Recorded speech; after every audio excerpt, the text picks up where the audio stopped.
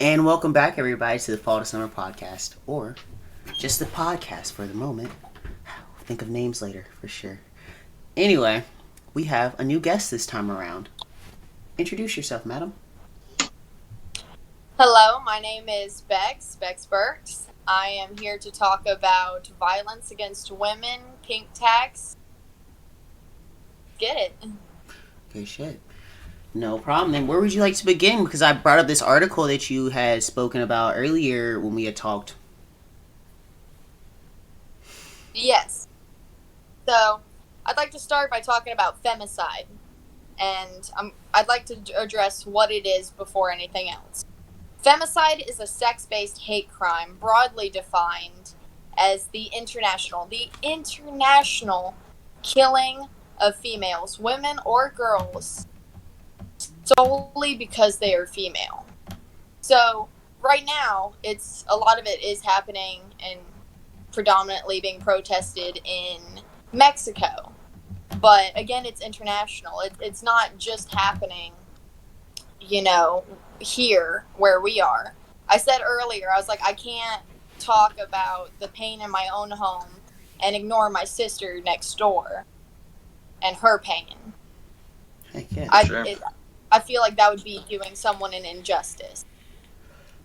While it's not happening to me, it's something that's very prominent and should be addressed more, and I haven't heard it talked about nearly as much as it should have been. In all honesty, I didn't know anything about it. Go ahead, I'm sorry. Oh, no, go ahead. I was about to say... The usual age for this is about 25 years old, but it's... At the end of the day, it doesn't matter in the grand scheme of things. What were you going to say? I was going to say, I've actually never heard of the topic until you brought it up to my attention, That's why I felt as if we should have did this podcast on it, and brought attention to everybody's attention. We're all focusing on Black Lives Matter and, all the stuff that's happening in America, and for sure, these are tragedies. But there are tragedies going on around the world, and it's only what the news wants to bring up that controls the narrative. And I like to break the narrative, with the podcast. Yeah. Real quick, I have a question. Why was there the recent rise of femicide in Mexico? What caused that? Because women have started to fight more for their right to live. 50 years ago, women were taught there are consequences for speaking out on things. We were taught to be silent and to put up with it and just give the yes honeys. And in 2020 and in this day and age, we're not going to be silent anymore. We have as much a right to live as anyone else, and we're fighting for that. Even regardless of consequence, we're learning to not be silent about injustices done to us and to those close to us. But even outside of that, women are gaining confidence. You've seen the posts of hot girl summer, all of these things. It's women gaining confidence that we weren't allowed to have, 20, 30, 40 years ago. It's something that we want to be taken more seriously on. We're still having to fight for that even outside of femicide, as far as things such as pink tax, which I know we'll touch on later. For sure. I want to know your personal opinion on the feminist movement in 2020. I feel like they've been so criticized lately by so many people. I know that there are a lot of radicals out there, and that shouldn't be the name of a movement. You shouldn't be tied to the radical ends, no matter how radical they may be. At the core, there's still a good message. So what are your thoughts on that? And why should we be considered radical and exaggerated? I mean, the women suffering from femicide right now have done protests where men called us exaggerated. All women in Mexico, they didn't go to school, they didn't go to work, they stopped using social media to stimulate what life would be like without women. Very few men took it seriously. Most said that, quote, men could be happier without women than women without men. I mean, you see here, And so, and I mean, women are being killed for standing up. I mean, in March, women did the protest. They covered themselves in, fake blood, and they carried bodies and posters and signs. One of the youngest women that I saw in pictures from the protests was a 6-year-old little girl who had to walk through the streets and hold a sign that said, "I don't want to be killed." And that's not something that any child should have to carry around on their shoulders. But, as women, we do. We walk through dark parking lots and we have to look over our shoulder. We have to worry about sex trafficking. And I mean, I'm not saying that it doesn't happen to men, but it is predominantly women that have to suffer from these fears. And let's be real, there was a bigger movement about awareness on sex trafficking just a couple years ago, and all of a sudden it feels like it just disappeared and vanished from the whole media perspective. What happened to that? Cover-ups? Does this run deeper than just like shady rings? Is this like some government type stuff? Because let's be in all honesty, the government controls the narrative. No matter what is said out there, the government is doing a lot of this shit beyond our eyes. And when it does come to light, we're not surprised half the time. Like when Snowden gave all that information, and it's weird how many people don't actually know the facts about all the things that, he talked about and actually, released. But when you do look into it, you're like, yo, we all kind of already knew this, though. Let's be real. But at the same time, now that we see it, we can't deny it. You feel me? Type stuff. But the moment they put it out of our eyesight, like it didn't exist anymore. Like our invasion of privacy isn't still happening. You feel me? Like these topics still matter. A lot of the time, like I hate to phrase it this way, but this is what I feel it's like. You've heard of the Mandela effect, right? When I feel like a lot of the time when women do these protests and we stand up for our right, not only our right to be equals, but our rights to live and feel safe in our own home. Like it pretty much ends up being almost like a Mandela effect, because it's like, oh, everyone kind of remembers it, but like when you look it up, you don't find much on it, Like, do you see what I'm saying? Heck yeah. Absolutely. So back to femicide. I said before that the average age for this is around 25 years old, but it does as I said, in the grand scheme of things, it doesn't matter. The oldest woman to be killed was 80 years old. The youngest was a 1-year-old little girl. A 1-year-old little girl never got to embrace her right to live. And are police doing anything about this in Mexico or the countries that it's happening in? Not seriously. So there was actually a story about a woman who was abused by one of the cops. In I believe it was a small town in Mexico, but I can't quite remember the name. But she was forced to give him all of her personal information. Then he proceeded to rape her. And the cops and the justice system there is protecting that cop right now. Right. What is up with rape as a charge in general? The fact that people can get such little time for violating someone's whole being is wild. That's close to murder in my mind, and we don't treat it as such. In the state of North Carolina, it was perfectly legal to rape your wife up until the year of 2012, where they finally decided that your wife was not your property. I will link to that article. Exactly. And that's crazy. Marital rape has happened so much, and women are scared to speak up because it's like, yo, but that's my husband. I got to stand, and be a rock. But at the end of the day, that doesn't mean I always want to be your puppet and your toy. I don't want to just be your little plaything at the end of the night because you had a bad day. Yo, I want some, vagina or whatever. And then you got to be like, oh, well, I've had a bad day. What, like, the kids went crazy today. Little Susie had all this crazy stuff, and he's not trying to hear it. You feel me? He's like, yo, what the fuck? You know what I mean? Type stuff. And then you're getting held down. You're getting raped, and you're just like, yo, what the hell? You're supposed to be the one person that I was supposed to trust. Who else is there to trust at that point after that's violated? Like, what the fuck? Exactly. And after a lot of these protests and everything, which were back in March.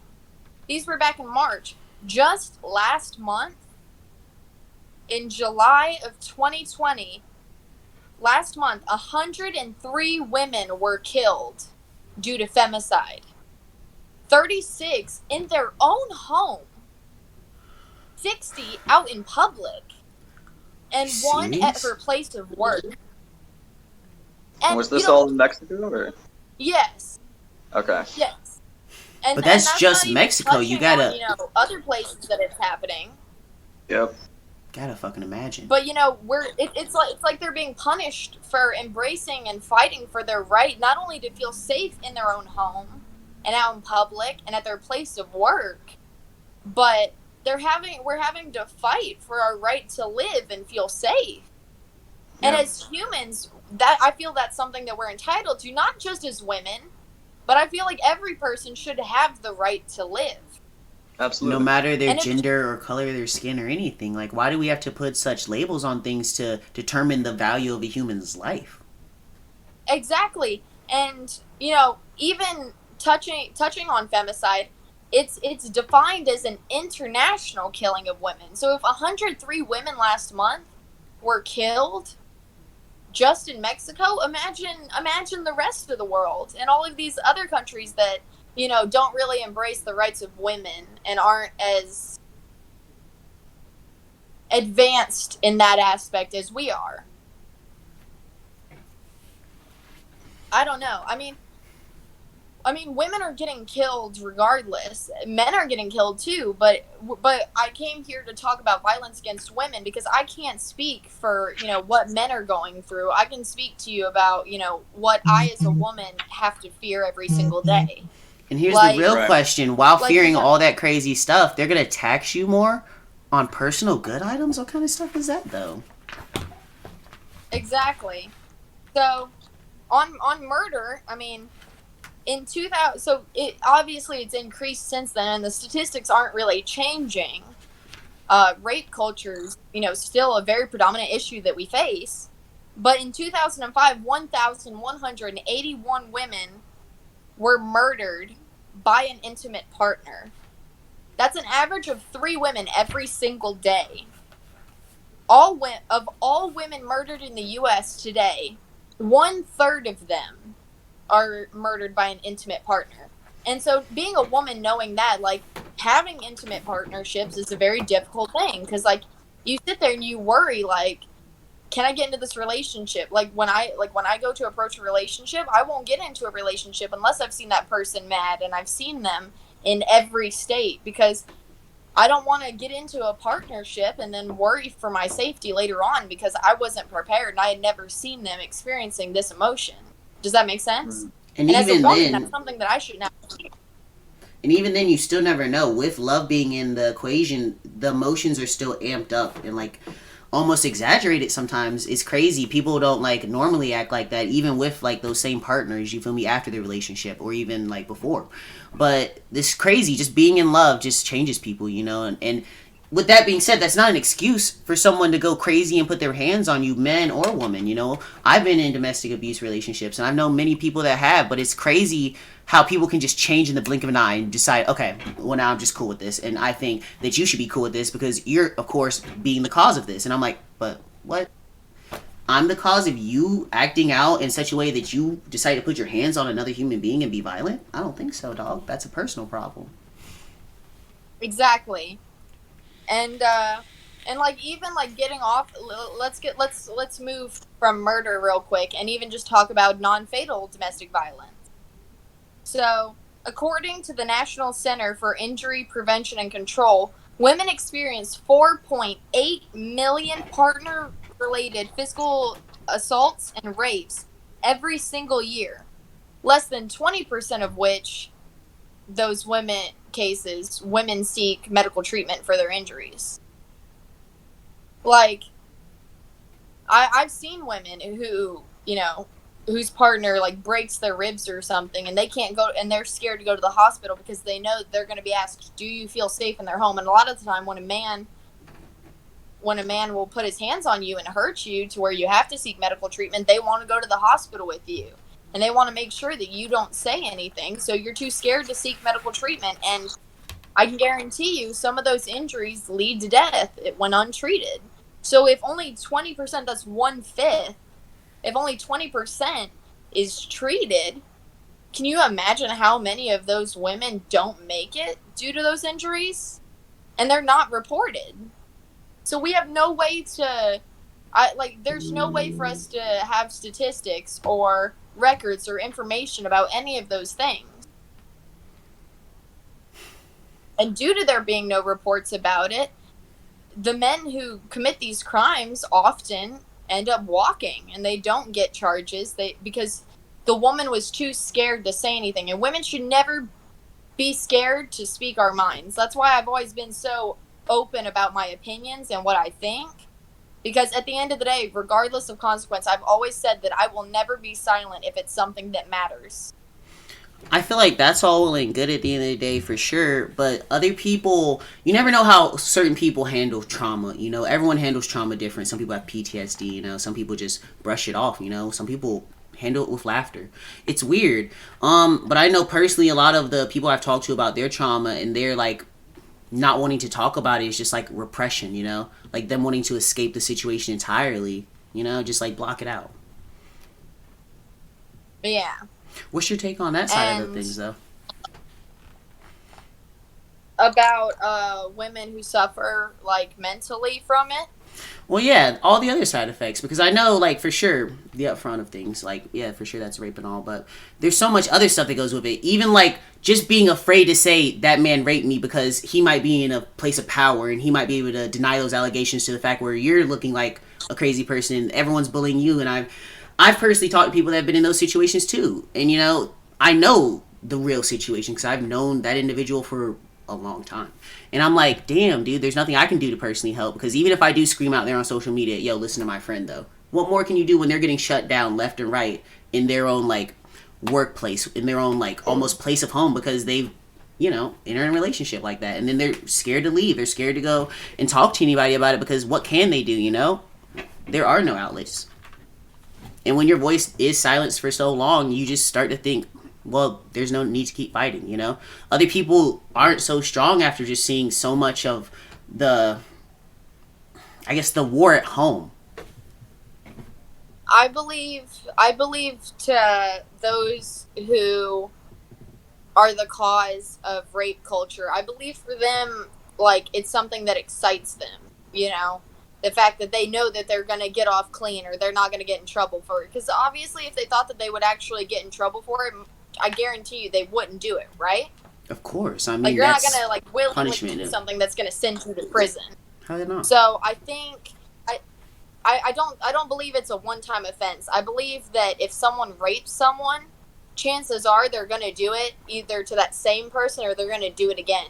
So while yes, there are those in power, I feel like if we were more confident in standing up to those that try and silence us, like because one rape allegation can be ignored, two, maybe, but if more women came together and were like, this man did this, or this woman did this, because, you know, rape and domestic violence isn't it's not just something that happens in, you know, heterosexual relationships. It's very underrated and not talked about, and a lot of people think it's a myth, but it does happen in the LGBTQ community. And so, like, even moving on to sexual violence, according to the National Crime Victimization Survey, which includes crimes not reported to police, 232,960 women in the U.S. were raped or sexually assaulted in 2006. And it's still going. It's still happening. So if over a decade ago, those were our numbers, that was still over 600 women every single day. And I guarantee you it hasn't slowed down. Because, I mean, what's really changed in the past decade as far as women's rights? Yeah, like we can, like, our voices might be heard a little more and we might be getting a little more confident, but that's not the end of the story, and that's not all there is to it. You know, I was reading an article about you know, domestic and sexual violence and all of these things, and when I was reading it, it started listing off, like, projected victims for these crimes, right? But it didn't say projected victims. the article said, and quote, the targets for these crimes. The targets? It referred to women as targets, which I couldn't believe. I couldn't believe what I was reading. Because to refer to women as targets, especially when you're trying to educate those about domestic violence and sexual violence, like, you shouldn't explain it in a way that's going to make women feel like we've got a spot on our back that says rape me or beat me. And that's exactly what that comes across as. Like, we already know that that's on our back. I'm sure that whoever wrote it probably thought that they were going for that shock value, but people never practice mindfulness, when even in the workplace, you got to think, you're writing an article trying to bring awareness towards women, and then your headlines, these are the targets. Like, what kind of stuff is that? That's like a contradicting kind of thing. It's almost an oxymoron. I feel like it's all just trying to subliminally make us feel more okay with it, because we see it in our media already, how women are already supposed to be subservient to men. It's constantly shoved down our throats, just lightly, mostly meant as a joke, but it's serious. Yeah. And, anyways, but going back, it said the targets. So let me tell you what it said the targets would be. Young women, low income, and some minorities are disproportionately victims of domestic violence and rape. Women ages 20 to 24 are at greatest risk for non-fatal domestic violence, and women aged 24 and under suffer from the highest rates of rape. Being a 20-year-old woman, that tells me that for the next 4 or 5 years, I'm going to have to be looking over my shoulder and worrying about, is someone under my car, are sex traffickers riding on the back of my car, things like I've seen things where it, like, on the back of someone's car, on the back of this one woman's car, it said 1W 1B for one woman, one baby. Sex traffickers will wait under a woman's car and slash I think it's called the Achilles tendon, to make them completely immobile, because when that happens, you can't run away. And it's something that we greatly fear. Like, we have to constantly worry about our future, and if someone's going to impede on our safety, whether it's relationships, friendships, being, like, I was at a gas station not too long ago, and I had a man grab my ass, and he ended up fighting me when I went to stand up for myself. What? Are you serious? That's fucking crazy. And I got the crap kicked out of me. Yeah, and I got the crap kicked out of me, and it wasn't great. But, it's something that I already worry about. But especially being told that it's my age group, and it's not just my age group. As it says, women ages 24 and under suffer from the, highest rates of rape. So, I have to wait, 4 or 5 years to feel safe and comfortable when walking through the streets or going to get gas or snacks or being in an elevator or at work? The prime years of your life are spent being the most paranoid, because that's when you're the most ripe for them to be like, hey, let's go get that one. Not that one, though. Like, why does everyone have to objectify women to the point where they're just like, you know what? That's something I can make money off of. Like, I can understand the point where people are like, look, I haven't had good experiences with women. I get those salespeople, because I've heard the argument and all that other crazy stuff. But the fact that all of them can get behind then objectifying women all together and getting in, like, these little communities with all this toxic vibe and all this toxic energy, that's not something that anyone should be promoting. And I know, like, the creators of the places that they were on or whatever, I don't want to, like, promote anything too much more than what I've just said, but, the places that they're on have, like, banned those groups since, and, there's been such things that have been happening in the media, like the shootings and people claiming to be cells and stuff like that. How could you want to be pride in a community that does such terrible things and, like, represent such the worst of humanity, What happened to having pride in what you are and what you're about, What happened to representing, like, the best of humanity? What happened to striving to be better and striving to always forgive your neighbor, What happened to that kind of stuff?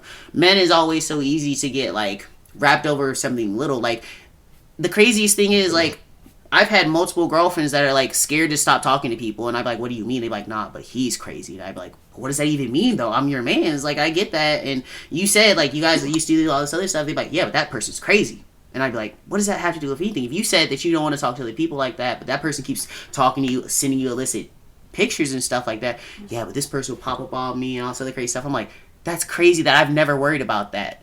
But you probably, this is probably like not even the first time, because for you, you're acting like this is normal, you know? Without issue for you, you know? You're like, damn, it's just another guy that's obsessed with me. And I'm like, how can that even be?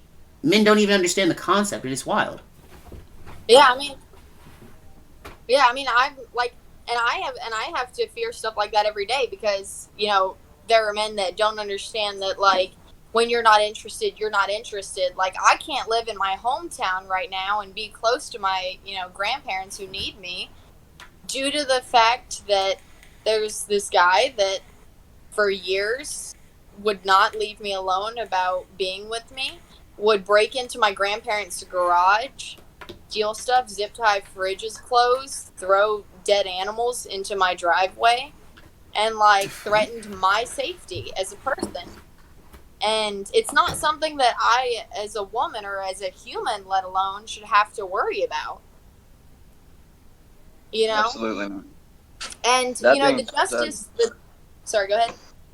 No, you're fine. That being said, I was wondering, like, what sort of things were you taught when you were growing up that males most definitely were not taught? Like, I've heard a couple people that I've hung out with in the past, their parents need them to, like, send a picture of the license plate of whoever's car they're getting into before they go, or, like, whenever they're walking alone, they keep keys between their fingers as, like, a weapon. Like, what sort of stuff like that have you been taught just in order for you to be safe as a female in life? I was taught never walk to my car alone. Every time I would go on a first date, I would take a picture of the person's driver's license and I would send it to my dad. I was taught don't carry pepper spray. It's not effective enough. Carry a taser or a small firearm. But when you're not of age to carry a firearm, that doesn't provide you much safety. So I was taught to carry like a pocket knife and stuff like that on me, like in my shirt, or like wear long sleeves so you can hide something up your sleeve. So if someone impedes upon your safety, you can defend yourself.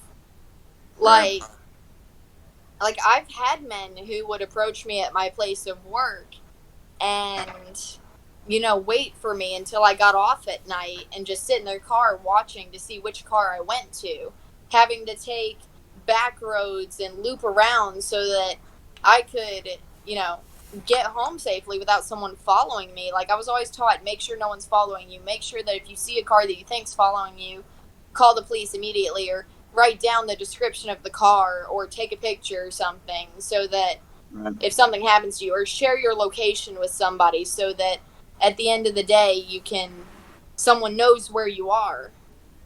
100%. And that's a very, very scary thing to be taught at such a young age. For sure. I can only imagine. And, you know, it is hard being a woman nowadays, you know? I mean, the Justice Department estimates that one in every five women will experience rape or attempted rape in their first college years, less than 5% of which will be reported. Because we're taught that, like we are of the belief that, like, we're going to be called exaggerated, or something's going to happen to us, or that person's going to find out and nothing's going to happen to them, and they're going to come after us again. Right. Like, I was sexually assaulted in an Arby's parking lot. A guy grabbed me by the hair, hit my head on the like headrest, and then proceeded to choke me until I almost blacked out, and I couldn't reach for my purse to grab my taser or anything. And what I ended up having to do, because he grabbed me and I couldn't breathe, he said, quote, "You seem like a slut, you're probably into this." I had to, since I'd already gotten my food, I had to grab my bag of food, look in it, and be like, oh my god, they forgot my horsey sauce, which I don't eat horsey sauce. Like, But I was like, I forgot my horsey sauce. They normally give that to me. I'm gonna take my purse in case they decide to charge me for it. And so I grabbed my purse and I grabbed like the food, and I went back inside. And when I got in there, I looked at them and I was like, I was just sexually assaulted. Please lock the doors. Don't let this person in. That's the car that they're in. And I was afraid that the cops weren't going to help me. So I ended up having to call an Uber to pick me up on the other side of the building. And I had to have 2 guys walk shielding my back to get in the car. And when I got in the car, I had to lay down in the back seat so that he wouldn't see me go past, because he had picked me up at my home. Mm-hmm. Damn. And so when I got there, I told my dad what happened, and I ended up having to go to the hospital because I had like bruising on my throat. Did you end up pressing charges? And I called the cops. And I told them what happened. And I had a detective named Detective Williams or something. And he kind of kept up with me for like 2-ish weeks or so. And then I never heard from him again. And then the guy made a new Tinder account because I had unmatched him. He made a new Tinder account and swiped on me again.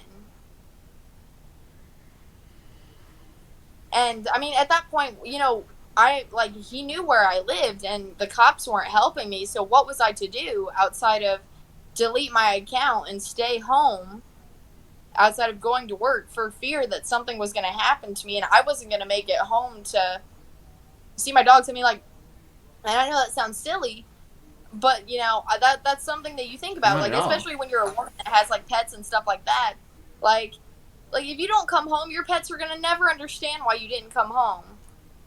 Same as if you have children. They're never going to understand if they're that young. They're never going to understand why mommy didn't come home last night, or why mommy's not around anymore. And that's something that you should never have to fear.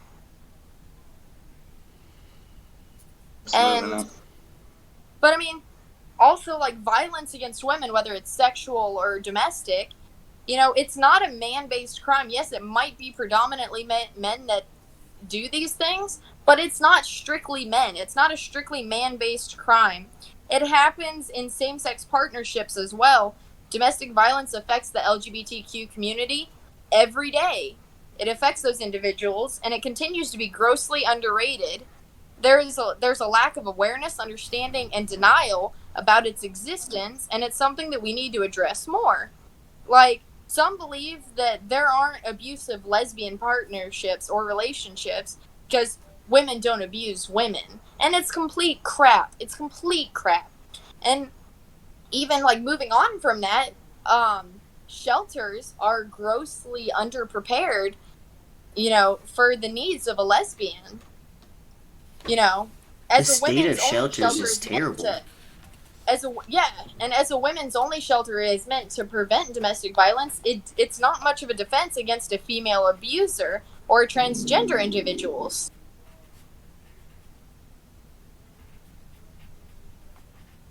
And I think that's something that we need to take more consideration into, because it shouldn't just be straight women that feel safe.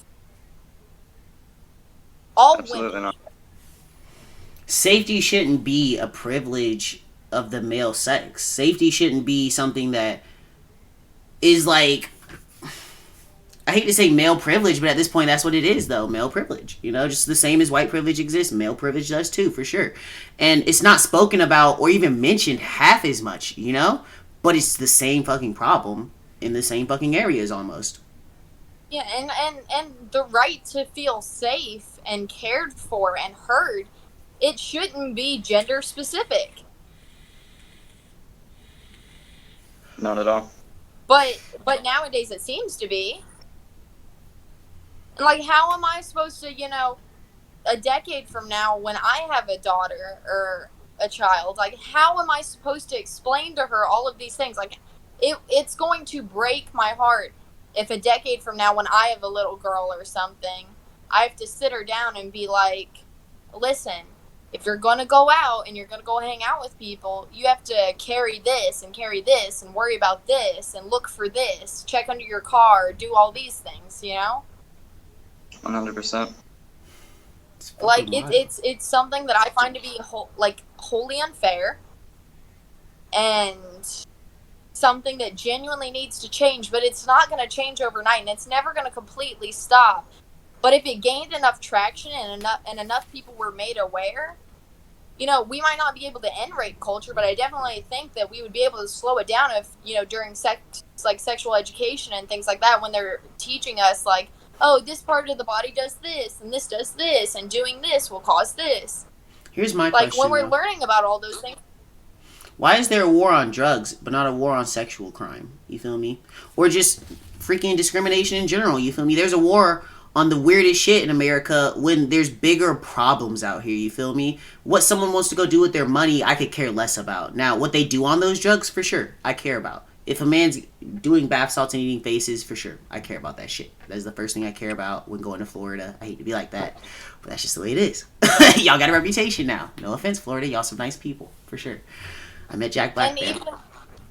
And even tying into, you know, drugs and, you know, domestic and sexual violence, you know, as a woman, I can't go out to a club or like go spend time with like my friends and stuff. You know, I have to worry about, like, if I go to the bathroom, who's gonna watch my drink, like, or, you know, is someone gonna slip something? Like, I think that there should definitely be a lot more security, especially when you're supposed to be hanging out with your friends. A lot of the time when you're raped by someone that you know or that you trust. Hell yeah, my situation. I'm sorry.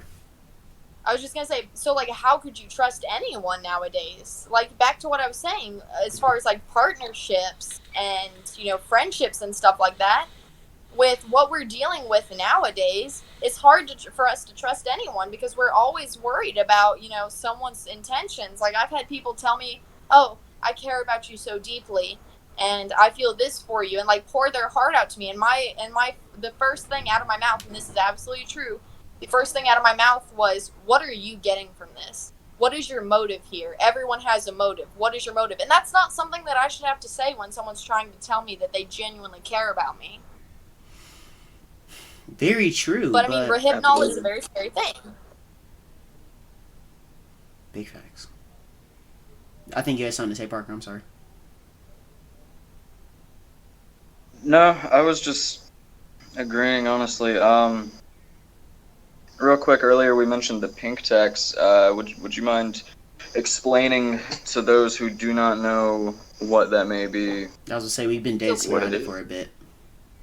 Yeah. So, pink tax is the taxation of women's products versus men. So, let me give you an example. So, when I was little, my mother was shopping for boots, and there was a pair in the women's section that was $120, and in the same size in the like children's section, the same boot was in boys was marked down for $20. It's where women are charged more for things that are labeled flattering or on trend or fashionable, because women 46% of the time pay as much as men for razors and stuff like that. Like, you go to the store, you see pink pens that are for women, and it says fit for a woman's hand, and it's just like, oh, cool. But they're pink, and they're almost typically always more than regular pens that men use. What's up with the price of pens? That shit's expensive as fuck. What's up with the price of pens lately? I went into Staples the other day. Yo, that shit was expensive as fuck. I hate to divulge, like, from the topic. I know it's a serious topic, but for sure. Dude, it was like $11 for, like, this Swift-ass... I will say I paid the $11. I hate to be like that. I had to see if it was worth the hype. It was worth the $11, and it's like, I even have the pen still, swear to God. It was like an aerodynamic space pen and everything. They sold me on it. And that's the real reason why men should be taxed more, because we buy the stupidest shit. Like, you say, like, it's in space, and I'll be like, oh, dude, I gotta buy it. What do you mean it has to be in my collection? People are like, what collection? I'm just like, bro, what do you mean I gotta buy some stupid shit to collect? Like, that's a man thing. For me to pay $11 or $12 for a pen, I better be able to rewrite my entire future. It slides across the paper so good, though. But Back onto the topic. Yeah, for sure. yeah, and then so as far as pink tax, part of it is women are taxed for feminine hygiene products and stuff like that because it's considered non-essential. There are women that are homeless that I've known that have had to trade their food stamps. They've had to trade food stamps for feminine hygiene products such as pads, tampons, stuff like that. And that's very, very sad to me because it's not something that we choose to have, and a lot of the time men aren't willing to pitch in for things like that, especially like let's touch on birth control for a second, which I'm a full supporter of male birth control, but as far as the form of contraceptive that men typically use, which is condoms, a lot of the time I was talking to one of my male friends about this the other day, and I was talking to him about birth control and stuff like that, and he was like, yeah, I was talking to him about pink tax also. He's like, yeah, well, I'm not defending men, but one thing that I can say about men is condoms are expensive. And I was like, for one Depo-Provera shot when you don't have insurance that you have to get 4 times a year, it's over $200. Yeah. So don't talk to me about your 12-pack of $17 Trojans. And I mean, y'all have to get fucking tampons throughout the goddamn year. Pads, Pamprin, Midol. We have Guarantee you, all that to. shit would be free if men had periods. Yeah. Not Depo, like Diva cups, like menstrual cups. It'd be right next to toilet paper. On top of that, sometimes we have to use like feminine wipes. We spend money on underwear and stuff like that. Because I've actually recently figured out what feminine wipes were because I have 3 daughters. Yo, those things are fucking amazing. Yo, I will tell you one thing men need to learn more about, like feminine hygiene, because for sure those things are wonders. But continue, I'm sorry. Exactly. And I mean, and it is very sad to me that men don't concern themselves with like they want to have sex and they want to do all of these things, they want to be intimate with someone, but they don't want any of the responsibility that comes along with it. Like, oh, I'm not having your child, but I have to go buy all of these things, like Pamprin and like tampons, pads, feminine wipes, because it's very easy to upset a woman's pH balance. We're prone to get UTIs. So that brings me to like urinary tract medicines such as like Azo, stuff like that. And it's very expensive. It's very expensive. And I wish that more men, like, I feel like if 2 people are willing to be intimate with each other, they should be able to talk about these things that are considered taboo, such as all right, we're in a long-term relationship, we're very serious about each other, we want to be intimate. Are you willing to help me pay for my birth control? You want me to pitch in on condoms? Or even if you don't, like, I'm spending a lot of money to not like have you and myself have the responsibility of a child. I will say, as like a parent though, that is like, I don't know, that's the one wall that dropped immediately after that. Even like just dating, I am for sure always talking about birth control. That's the main topic that always comes up. Even when I'm in like a serious relationship, I have no problem asking, hey, what was it with that birth control this time? Like it became such like normal stuff, like we even started joking around about the birth control, like out of nowhere, it became such untaboo. But because I didn't feel like it was my place to start talking about it, I never started trying to break down those barriers until I had kids, and I was like, yo, this is important for me to keep track of too. Just a little bit, you feel, because when you're in a serious relationship, you're like, how do we slip up? Oh my god. Exactly. And it's something that if it's kind of like that saying, like, if you're not comfortable like going to the store and asking for condoms, you shouldn't be having sex. It's the same thing with if you're not comfortable talking about birth control and talking about any form of contraceptives. I also believe that now that there is male birth control, that men should be also trying to get on that. And if they want women to use birth control and they're not willing to help fund it, I guarantee you, like, if men were to help women pay for our birth control and the man wanted to be on birth control as well, like, I'm sure if both people were willing to finance both ends of it, I guarantee you it would be a lot better. I don't know. I hate to be like this, and this is some serious shit, but if male birth control does blow up, I don't know if we'll actually still be paying for birth control like we are now. Let's be real. Because when there is an alternative, and like there are other plans that people can use, because hell, no guy doesn't think birth control is like a problem. If someone's like, yo, you can take birth control and not get a person pregnant, the guy's going to take that alternative issue also. That's not like a thing that's like out of the question now that it's a thing. For sure not. So I feel like with the rise of that, hopefully these walls of taboo will break down and just be like, oh, well, I'm on this birth control. What birth control are you on, sweetheart? Type shit, you know? Exactly. But with that being said, maybe the prices will drop too. And that would be absolutely amazing, because, you know, women are paying more for these things. And, you know, let me give you numbers. So on average, every year a woman will spend around $1,000+ just on being a woman. And that's money that men don't have to spend. Like, I went the other day, and let me grab it real quick. Yeah. If you ask me, that should be a tax write-off at the end of the year. Technically, it is concerning kids. I mean, shit, whether you want them or not, that's some shit that I need to make sure when it comes to kids. So, shit, I should be able to write off my feminine products, my freaking birth control, because it's concerning kids. Shit, they should need my money back. For sure. Yeah. So, I got this box of tampons. I thought those were honeygrams. I'm so sorry. I got this box of tampons. It's got 36 in it, and it was around $10 before tax. You fucking shitting me? Jeez. Yeah, and one tampon lasts 8 hours. All right, so it lasts 8 hours. So 24 hours in a day. That's 3 tampons a day at least. Depending that's on, not you know, if you're if you going have a to heavier the flow. restroom. Yeah, like, and like, so like when women use the bathroom, we have to take it out. Like when we go get in the shower, we have to take it out. So I'm saying 3 at minimum if we're not doing all of those things. And so 36, let's say that 3 a day, that's what, 21 at least. And obviously we're going to go to the bathroom. We're going to do all of these things, and we're going to have to take it out. If you want to be intimate, you have to take it out. You can't put it back in.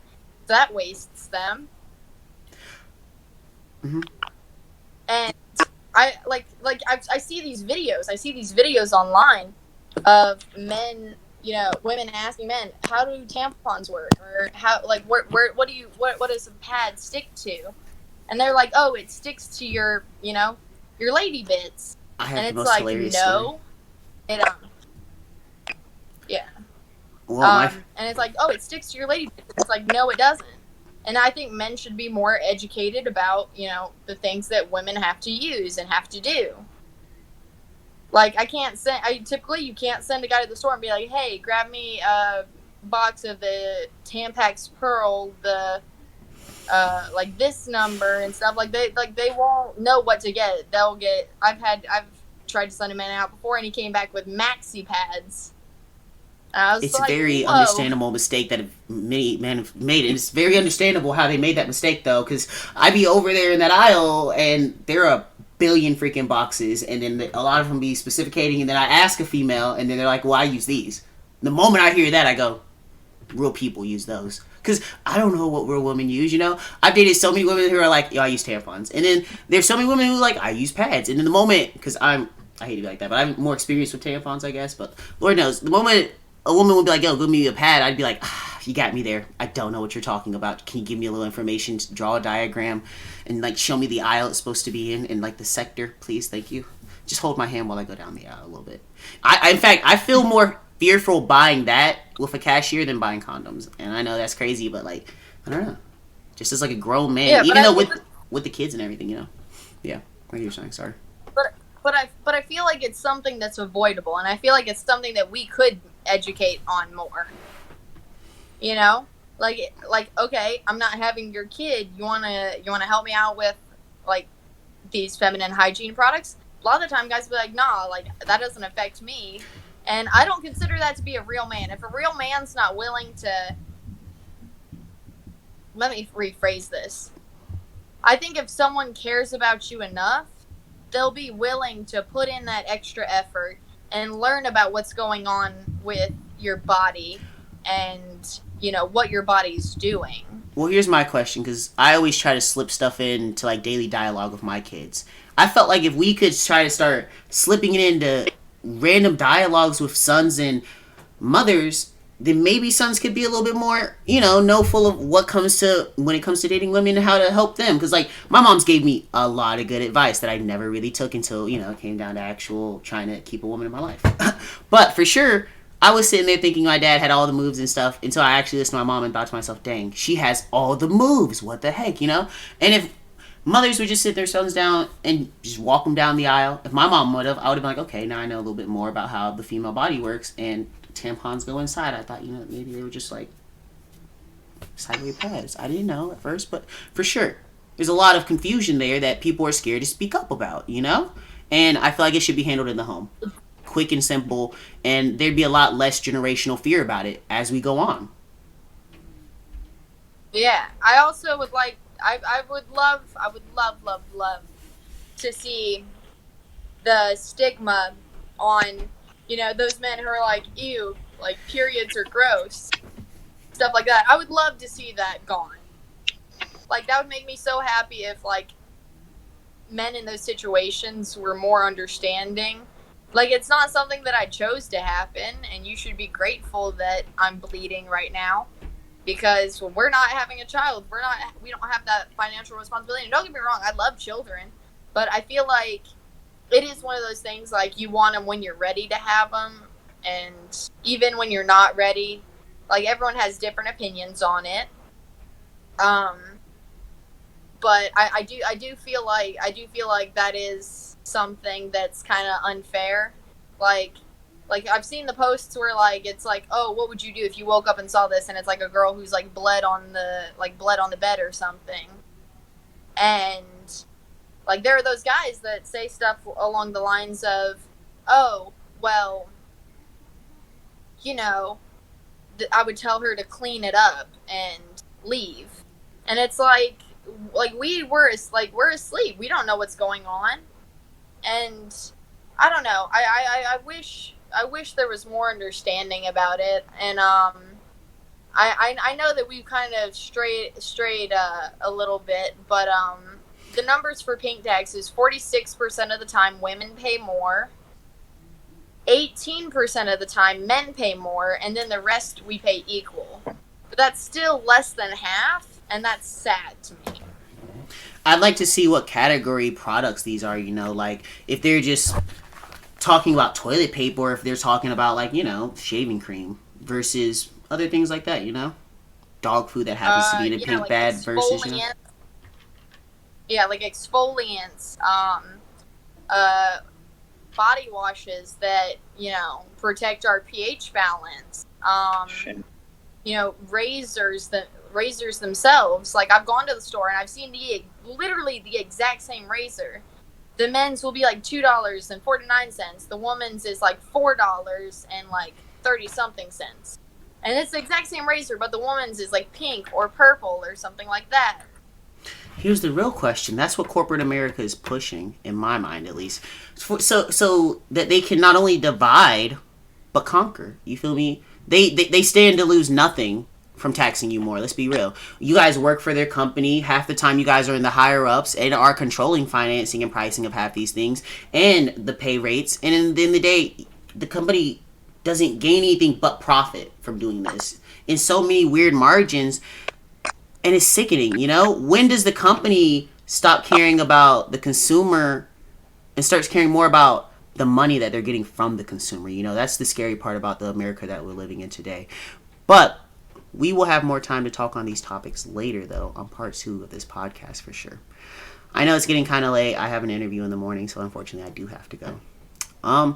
But I'm happy to talk to you again, and I'm happy to have Parker back as my co-host next time. Wrapping up, though, did anyone else have any little concerns we can tie into a knot so no one's left on a hanging cliff note? I think next time I would like to talk about one thing that I would thoroughly enjoy covering next time would be posts where like men think that they're entitled to certain things, or it's the woman's fault for being sexually assaulted and stuff like that. That's something that I would like to touch a lot on. The prime core of rape culture. Hell yes, let's tear it apart. I would love that. All right, perfect. All right. Well, now, I would love. say again. I'm excited for this next podcast with you guys. Thank you, everybody who joined in, for sure. Follow us on social media. It's all linked on the YouTube account, and I will drop it down in the description. Give some love for Bex. Thank you so much for being here. Thank you for having me. Heck yeah. Absolutely. Thank you, Everyone guys. be safe out there.